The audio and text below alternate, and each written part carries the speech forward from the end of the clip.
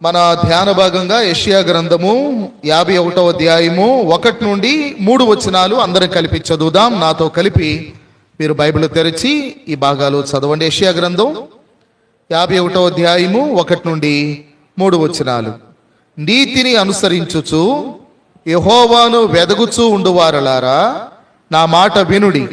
మీరు ఏ బండ నుండి చెక్కబడితిరో దాని ఆలోచించుడి. మీరు ఏ గుంట నుండి త్రవ్వబడితిరో దాని ఆలోచించుడి. మీ తండ్రి అయిన అబ్రహాము సంగతి ఆలోచించుడి.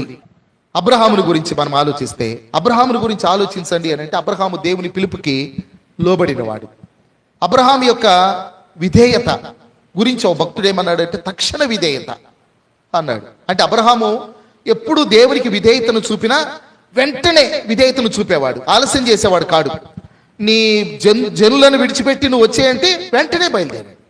నీకు ఒక్కగానొక్కడైనా నీ కుమారుణ్ణి నేను చూపించే స్థలములో బలివ్వమంటే వెంటనే ఉదయాన్నే తెల్లవారుగానే లేచి ఇంకా చీకటి ఉండగానే బయలుదేరాడు. అంటే అబ్రహాం ఏది చేసినా వెంటనే హాగర్ని ఇష్మాయేల్ని పంపించేయి అన్నాడు దేవుడు. 21వ అధ్యాయం ఆదికాండం. వెంటనే డేలకిత్తి ఆహారం ఇచ్చి పంపించేశాడు. దేవుడు చెప్తే లోబడేవాడు, అది కూడా వెంటనే లోబడేవాడు. దాన్ని తక్షణ విధేయత అన్నారు. మాత్రమే కాదు, సంపూర్తిగా లోబడేవాడు, సగం సగం కాదు. ఆయన సగం దూరం పోయి ఇక ఆగిపోయేవాడు కాడు. నువ్వు బయలుదేరు అంటే ఇందాక చెప్పినట్టు 1600 మైళ్ళు ఊరు నుండి ఆయన కానానికి ప్రయాణమై వచ్చేశాడు. నేను చూపించే ప్రాంతానికి తీసుకెళ్ళి నీ కుమార్ని బలివ్వు అంటే 3 దినాల ప్రయాణం ఆ మోరియా ప్రాంతానికి వెళ్ళి ఒక కొండ మీద బలివ్వడం జరిగింది. అలాగా దాన్ని ఏమన్నారంటే సంపూర్ణ విధేయత అన్నారు. అబ్రహాములో సంపూర్ణ విధేయత మనం చూస్తాం. మాత్రమే కాదు, ఇంకా బైబిల్లో మనం కనుక గమనిస్తే అసలు దశమ భాగం ఇచ్చిన వ్యక్తి ఎవరు? మొట్టమొదట అబ్రహాము. కొంతమంది ఏమన్నారంటే దశమ భాగం ధర్మశాస్త్రంలో ఉందన్నారు. ధర్మశాస్త్రానికి ముందే ఉంది. ఇంకో రకంగా చెప్పాలంటే అన్యుల్లో కూడా ఉంది. ఆ దినాల్లో అన్యుల సాంప్రదాయం కూడా, అది యూదులే కాదు, లేక అబ్రహాము సంతానమే కాదు, ఆనాటి ప్రపంచంలో ఏ దేవుడిని నమ్మినా ఆ దేవుడికి వాళ్ళు దశమ భాగాలు ఇచ్చేవాళ్ళు. ఆ అలవాటు ఉండేది ఆ కాలంలో.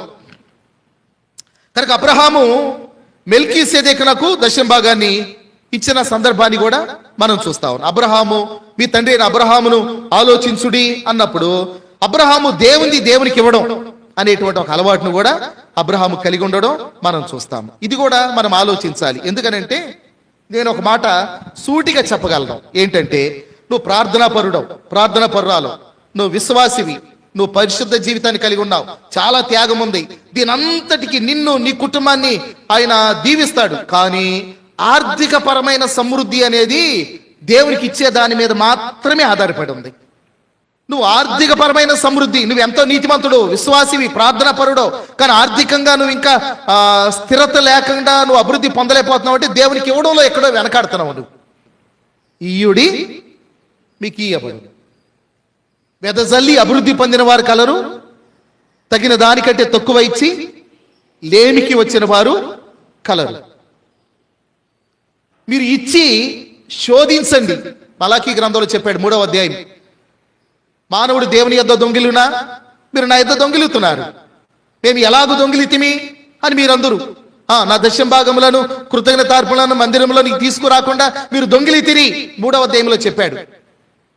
చెప్పి మీరు ఇచ్చి శోధించండి, ఆకాశపు వాకిండ్లను విప్పి పట్టజాలని దీవెనలు నేను కుమ్మరిస్తాను అన్నాడు. ప్రభు చెప్పారు, దేవునికి, కైసరది కైసరకి అన్నాడు. కాబట్టి అబ్రహాములో మనం అది నేర్చుకుంటాం. అబ్రహాము దేవునికి ఇవ్వడం అనేది